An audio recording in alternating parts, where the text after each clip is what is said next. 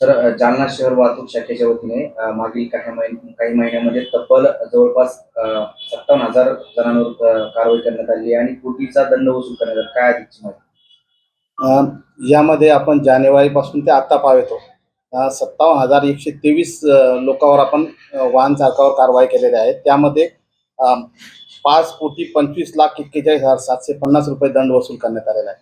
त्यामध्ये विशेष करून विना हेल्मेटच्या 6,792 केसेस जवळपास त्यामध्ये 45,72,000 रुपये दंड वसूल केलेला आहे. मोबाईलवर बोलण्याच्या केसेस आपण 2,886 केसेस केलेल्या असून त्यामध्ये 48,86,86,86,000 पर्यंत दंड केलेला आहे. ट्रिपल शीटच्या जवळपास 10,000 केसेस केलेल्या आहेत. 10,000 आणि त्यामध्ये दंड केलेला आहे 10,15,000 दंड केलेला आहे.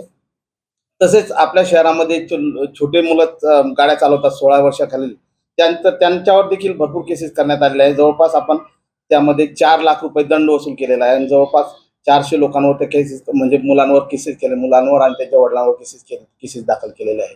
आणि विशेष करून आपण अपघात न हो यासाठी आपण शहरामध्ये विविध ठिकाणी नाकाबंदी करून ड्रंक अँड ड्राईव्हच्या केसेस केल्या आहेत. ड्रंक अँड ड्राईव्हच्या जवळपास आम्ही 91 केसेस केलेल्या आहे आणि 9,10,000 पर्यंत त्यांच्याकडून गुन्हे दाखल करून त्यांच्यावर दंड वसूल केलेला आहे.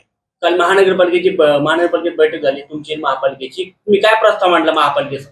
महापालिकेकडे आम्ही टोईंग व्हॅनची मागणी केलेली आहे आणि तसेच विविध ठिकाणी शहरामध्ये पार्किंग संदर्भात पट्टे मारून घेणे, P1 P2 पार्किंग तयार करून घेणे, शिवाजी आपला पाणीवेससाठी आपण दुसरा रस्ता तयार करून घेणे आणि शनी मंदिर जवळ जी वाहन कंजेस्टेड होती तिथं व्यवस्थित हे होत नाही तर तिथं आपण पट्टे मारून आणि तिथं नो हाकर झोन आणि नो पार्किंग झोन निर्माण करण्यात आहे आपण तिथं. तसेच महानगरपालिके आपला बसस्टँडजवळ आपण एक सिग्नल बसवणार आहोत, प्रस्तावित आहेत.